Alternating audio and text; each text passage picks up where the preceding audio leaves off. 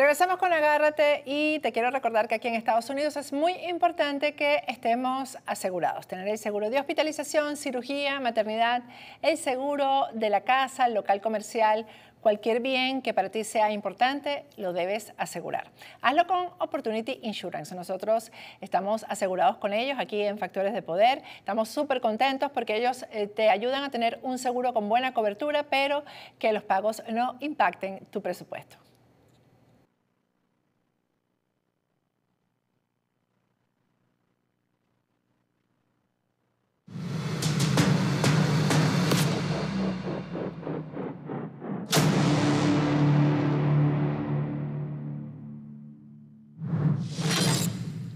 Regresamos con Agárrate y vamos a conversar con el profesor Luis Fleischman.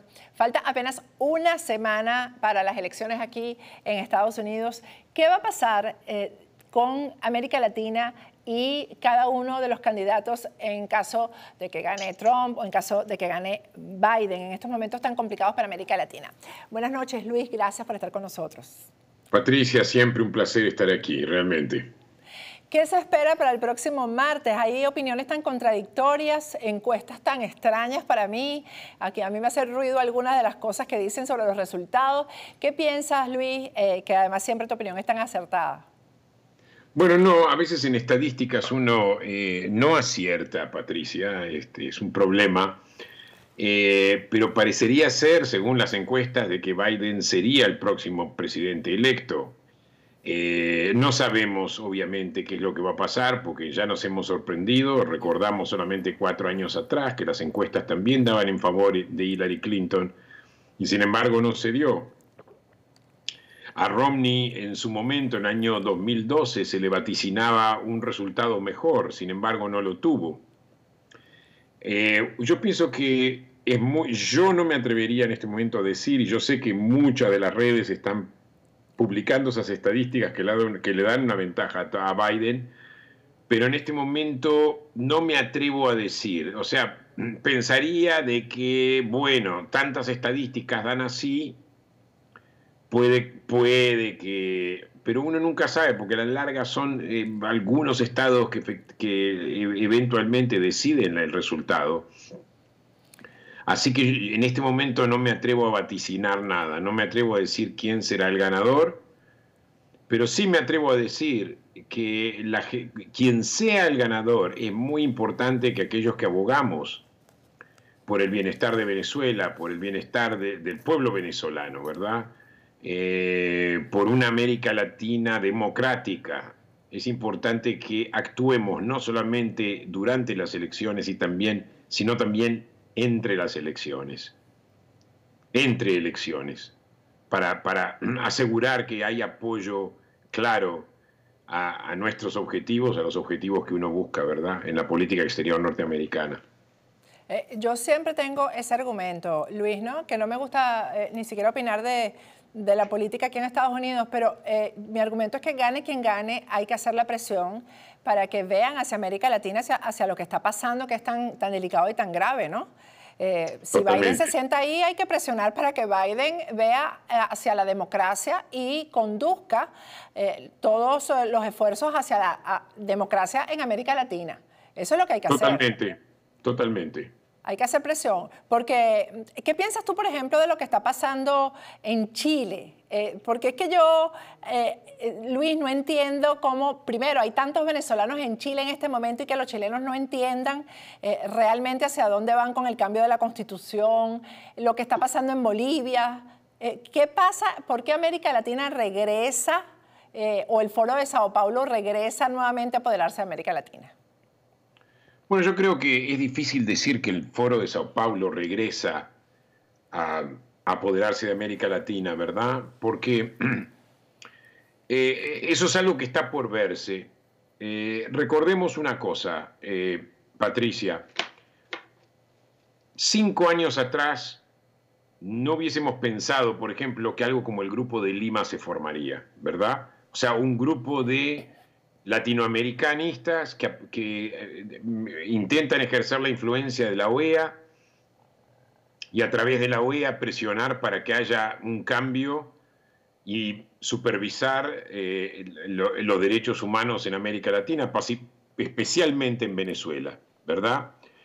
Nunca hubiésemos pensado que íbamos a tener un secretario de la OEA que viene de la izquierda y sin embargo se convierte en el líder número uno en pelear contra el autoritarismo de izquierda. O sea, eso nunca fue pensado. O sea que la situación en realidad no es tan mala. Tercero, lo que yo te diría es que la vuelta de Alberto Fernández y el kirchnerismo a la Argentina es mala, es desastrosa, es retrógrada. Ellos apoyan, el gobierno de la Argentina apoya a cualquier gobierno de izquierda y no importa cuán represivo sea. Y Alberto Fernández resultó ser una marioneta de Cristina Kirchner, ni que hablar de las propias violaciones del sistema judicial dentro de la Argentina. O sea, yo pienso que en ese sentido un gobierno peronista es irreparable, un gobierno kirchnerista. El gobierno de Arce todavía no empezó, pero es algo que yo te diría, Patricia, que yo no veo la elección de Arce como un intento de rescatar la imagen de Evo Morales. No me parece algo. Pienso de que Arce fue elegido justamente porque él apeló mucho a los problemas actuales de la gente y obviamente fue el arquitecto de una política económica que fue quizá el mejor lado que tuvo Morales, quizá el menos desastroso que tuvo Morales. Y en este momento los bolivianos obviamente están enfrentándose al problema del COVID, se están enfrentando con una crisis económica nuevamente que viene, y bueno, y Arce de alguna forma tenía ese currículum. El pueblo venezolano en realidad rechazó la reelección de Evo Morales, y el pueblo venezolano en realidad fue el que finalmente decidió el futuro de Evo Morales de que se vaya del país, ¿verdad? O sea, los militares en realidad se vieron forzados a decirle a Morales que se vaya porque vieron de que podía llegar a ser una grieta y un problema interno tremendo si Evo Morales seguía con sus intentos de perpetuarse en el poder. O sea, que hayan elegido al partido de Morales, yo no veo que hay una redención de Morales, lo tengo que ver todavía qué es lo que pasa en el futuro, o que se está salvaguardando de vuelta al ALBA o al chavismo o al madurismo. No lo veo así, aunque Maduro haya elogiado y Maduro y Fernández hayan elogiado la victoria de Arce, no necesariamente significa que Arce se movería en esa dirección. Yo si tuviera que recomendarle algo, le diría no te muevas en esa dirección, es peligrosa. Y creo que la gente ha visto lo que pasó en Venezuela y nadie quiere vivir lo que Venezuela vive. De que O los sea que soy venezolanos un poquito más ayudamos. optimista a lo que el MAS puede hacer bajo Arce de lo que hizo bajo Evo Morales. Quizás sea muy inocente, Patricia, puede ser. Sí, porque a mí lo que me preocupa es que no haya habido un total rechazo en el sentido de relacionar el partido con lo que vivieron, ¿no? Es Correcto, yo pienso difícil. que hubo un rechazo a Morales, no necesariamente un rechazo al programa económico de Morales, ¿verdad? Que es Arce, en realidad. Pero eso sería ser un elector muy inteligente, ¿no? Si fue eso. Y quizá lo sean, no hay que Sí. subestimar a nadie. Claro, digo, sería elegir inteligentemente, no con el estómago, ¿no? Por decirlo de alguna manera. No, totalmente. Y yo pienso que por otro lado, Carlos Mesa ya intentó varias veces ser elegido y no logró ser elegido después que se fue del poder. Por otro lado, aprecio digamos, la reacción de la oposición, que aceptaron los resultados, que es una forma buena de decir, bueno, aceptamos lo que está pasando, son los resultados y no tratar, digamos, de obstaculizar o de socavar el proceso democrático, ¿verdad? Mientras no se haya descubierto fraude, y por lo que tengo entendido no se descubrió fraude en esta elección. Luis, ¿cómo has visto tú el desarrollo de la relación y, digamos, las acciones del presidente Donald Trump con respecto a Venezuela? ¿Ha sido positivo? ¿Ha sido negativo? ¿Se equivocó Trump en su política con Venezuela o acertó? Pregunta muy buena. Y te voy a decir algo. Trump o sea, tratando de mantener mi objetividad política lo más que yo pueda, porque no, te estoy hablando simplemente como un analista. Claro. Eh, Creo que Trump fue el que más hizo por Venezuela, porque movió la aguja, como se dice en inglés, right? Move the needle, como se dice. O sea, la situación de Venezuela era una situación estancada. No había reacción por parte de Estados Unidos y no había reacción por parte del mundo a lo que pasaba en Venezuela. Él comenzó, obviamente, y lo hizo. Parte, reconozco que fue también el trabajo de los venezolanos, por lo cual yo también participé parte de eso. Conversaciones con Marco Rubio. Incluso yo recuerdo momentos en que incluso Marco Rubio no estaba tan involucrado en el tema de Venezuela como lo estuvo después. Era más, digamos, que los cubanos estaban centrados en Cuba, pero ahora Cuba y Venezuela son como problemas mellizos, por así decirlo. Y Trump, yo pienso que reaccionó en ese sentido y movió la aguja hasta tal punto que se acoplaron países de América Latina y también países de europeos a reconocer que el gobierno de Maduro era simplemente inaceptable. Y obviamente se suscribieron también al boicot, lo cual, a las sanciones, por así decirlo, lo cual es algo muy, muy importante. Ahora, hay algo que a mí realmente me ha molestado en la política de Trump hacia Venezuela, y te voy a ser bien sincero. Claro. Por ejemplo, el conflicto con John Bolton. El arquitecto de la política, los arquitectos de la política hacia Venezuela son más la tradición neoconservadora, ¿verdad? La tradición neoconservadora dice Estados Unidos tiene que estar involucrado en lo que pasa en el mundo, y hay amigos y hay enemigos, ¿verdad? El reconocimiento que Venezuela era un país enemigo, pese a que el chavismo venía declarando a Estados Unidos como enemigo hace mucho tiempo. Y de hecho me alegro de que Trump haya adoptado esa posición neoconservadora, si bien él no es un neoconservador, él es más bien un aislacionista, una persona que piensa que el principal problema, los principales problemas son domésticos y hay que ocuparse de los problemas domésticos, incluso si es posible, si hay que cortar lazos con el mundo, mejor, ¿verdad?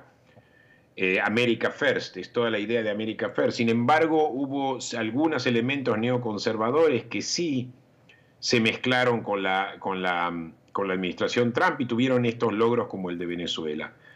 Después que haya expulsado a John Bolton diciendo de que él buscaba la guerra, en mi opinión fue un error terrible.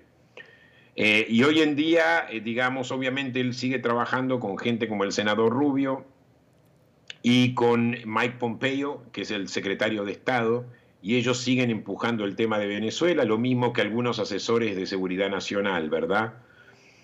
Y eso es algo muy importante.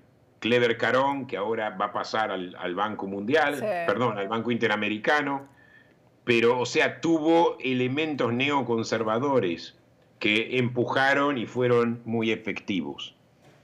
La cuestión cómo esto va a seguir, eso es otra cosa. Exacto. Yo no creo que haya habido errores en la política de Trump hacia Venezuela, pero sí pienso de que las sanciones no van a ser efectivas. Eso es lo que yo pienso. Es decir, más sanciones no. Es abundar en algo que ya... Mira, el gobierno de Maduro es un gobierno que está en realidad, es otro gobierno cubano, otro gobierno iraní. O sea, lo que es un gobierno revolucionario que dice ser líder de una revolución. Cuando uno es líder de una revolución piensa que tiene la verdad en la mano, no se van a ir del poder. O sea que eventualmente eso se convierte en perpetuación del poder. Así eso es lo que es. Entonces ellos van a hacer cualquier cosa con tal de evadir las sanciones y de mantenerse en el poder. Lo hizo Cuba. Si bien Cuba no tuvo sanciones internacionales, Cuba tuvo un embargo norteamericano, pero eso no le impidió hacer negocios con Canadá o con Europa, ¿verdad? Ni que hablar con el resto de América Latina. Lo que sí te digo es que las sanciones no van a ser suficientes para bajar a Maduro. Tiene que haber un paso mucho, mucho más serio que en este momento creo que Trump no está dispuesto a tomarlo, y es algo que yo vengo abogando por eso hace ya 2 años, que es un bloqueo naval. Algunos que apoyan a Trump y obviamente apoyan el caso de Venezuela, me han dicho de que el bloqueo naval es una acción militar y que con eso basta, no hay que llegar a eso. Y obviamente una de las ideas de Trump es justamente no sacrificar un solo soldado. Pero el bloqueo naval que yo estoy proponiendo no necesariamente sacrifica soldados, lo que hace es simplemente tomar control de las aguas del Caribe y tratar de evitar de que cualquier cosa que llegue hacia Venezuela, sea de Irán, sea de Rusia, sea de China, todo excepto ayuda humanitaria, que nada llegue a Venezuela. Ahora, si uno hace un bloqueo naval, ¿quién se atrevería a confrontar a la Marina norteamericana? Yo pienso que ni siquiera Rusia y China se animarían a disparar contra un barco norteamericano para no iniciar una guerra. Irán quizá lo haría, ¿verdad? Pero si el momento que Irán lo hace, ellos corren peligro. O sea, Venezuela obviamente no lo va a hacer. Entonces, un bloqueo naval yo pienso que sería importante, dando ayuda humanitaria a la sociedad civil venezolana, pero a la vez hambrear hasta el fin, no solamente a Maduro, sino a todos los que lo rodean. Y por otro lado, y algo que yo le dije a otro periodista, y te lo digo a ti también, Estados Unidos es el poder naval número 1 del mundo. Ya en la Segunda Guerra Mundial, Inglaterra y Estados Unidos tenían capacidad de lucha antisubmarina. Imagínate el contrabando de drogas que se hace a través de lucha submarina. Hay que incautar todo el comercio de drogas que viene desde Venezuela, o sea, se origina en algún lado, viene desde Venezuela, Es que con de los ahí, carteles de ahí es que mexicanos. sacan el dinero, Luis. Es de ahí que... Bueno, es- pero claro, mucho porque, y ese dinero no está sancionado porque viene de actividades ilegales, criminales. Entonces hay que simplemente interceptar todo, tomar control total del Caribe y de toda esa zona del Pacífico, toda esa zona del Pacífico y del Atlántico que rodea a Venezuela y rodea a todo, y todo el comercio del tráfico de drogas. Que esa es una de las razones con las cuales el gobierno venezolano también se beneficia, y ni que hablar de otros criminales, incluyendo Irán y Hezbollah, que se benefician del comercio de la droga en América Latina, que se consume principalmente en los Estados Unidos. Aquí se necesitan realmente posiciones muy, muy drásticas e ir más allá de las sanciones. Algunos expertos me dijeron que lo que yo proponía era un movimiento militar. Sí, está por las Naciones Unidas definido como movimiento militar, pero no necesariamente significa de que eso termine en una guerra. Exacto, que haya confrontación. Totalmente. ¿Qué opinas tú de lo que dijo hoy Leopoldo López acerca de que hay que trabajar para una transición con el entorno más cercano de Nicolás Maduro? Bueno, yo pienso que esa fue una de las estrategias de John Bolton y otros en la administración Trump. Recordemos que en un momento intentaron hacerlo con Vladimir Padrino, el famoso fallido intento de levantamiento del 30 de abril, Ajá. donde Maduro aparentemente recibió información de antemano, y fue justamente porque el gobierno norteamericano estableció contacto con gente allegada a Maduro. Pero recordemos, ¿verdad? Incluso si esas personas allegadas a Maduro intentaron hacer algo y cooperar con Estados Unidos, ¿verdad? Tenemos un sistema de espionaje que viene de Cuba, que a la vez es importado de la Alemania Oriental, que obviamente la gente más cercana a Maduro está espiada. Todos los dictadores, megadictadores lo han hecho, han espiado a la gente que está más cercana, no necesariamente a los enemigos declarados, sino a la gente que está más cercana al poder. Francisco Franco, que era un dictador, era el rey del espionaje, ni que hablar de Stalin. O sea, Maduro en realidad es un régimen mega dictatorial, donde los que están más espiados y controlados son justamente la gente del entorno. En teoría, Leopoldo López tiene razón. En la práctica, esa gente está bajo vigilancia, y esa gente sabe que un mal movimiento les va a costar la vida a ellos y quizás a su familia. Es una situación muy complicada. Es que eso es no entender quién está en el poder en Venezuela. ¿Qué clase de régimen es el que está en Venezuela? Es lo que tú has dicho. Es no Totalmente. entender. Totalmente. Y te digo algo de Leopoldo. Leopoldo, yo tengo tremenda admiración por Leopoldo, pero yo una vez logré hablar con Leopoldo López en un canal de televisión, que los dos estábamos esperando una entrevista, creo que fue con Oscar Aza o con María Elvira, una de las dos. Y yo estaba en la en la sala de espera de los entrevistados con Leopoldo. Y en aquel momento iban a haber elecciones, y no me acuerdo si el año era 2012, y yo le pregunté si él realmente creía de que si ganaba la oposición, Chávez iba a dejar el poder, iban a respetar el sistema democrático. Y él me dijo absolutamente sí, que él esperaba que el chavismo iba a respetar el resultado de las elecciones. Bueno, de hecho eso no pasó, no solamente que el chavismo no respetó, sino que el chavismo cometió fraude todo el tiempo. Entonces yo pienso que hay un elemento de inocencia por parte de Leopoldo, quizás sea su juventud también. Bueno, no es tan joven tampoco, ¿no? Y yo creo que no se puede arrastrar a todo un país En comparación por conmigo inocencia. es un niño, Patricia. ¿Ah? ¿En comparación, En comparación conmigo es un niño. No, y conmigo también, pero por inocencia no se puede arrastrar a todo un país a un desastre. No se puede. Estoy de acuerdo contigo, estoy de acuerdo contigo. Pienso que es una buena persona, pero está equivocado en eso, obviamente. Bueno, Luis, La cuestión es que la muchísimo. gente del entorno de Maduro se vayan, y muchos ya se han ido, ¿verdad? Hoy en día, hoy encontrás en Miami gente que estuvo ligado al chavismo. Sí, ¿verdad? pero el entorno de Maduro, estamos hablando de Cilia Flores, estamos hablando de Nicolásito el hijo, que es el que trafica con el oro, estamos hablando de Tarek El Aissami, ¿de qué estamos hablando? ¿De terroristas? No, esa gente se va a ir solamente en un cajón. Claro. Esa gente no se Obviamente. va. Esa gente se va en un cajón o, viste, o como se fue Chávez, con una enfermedad que los mate, ¿viste? Esa gente no se va a ir, ese Pero se entorno van de Maduro. como Chávez. Tampoco Vladimir Padrino. No tenés que ir a Celia Flores y a los narcosobrinos.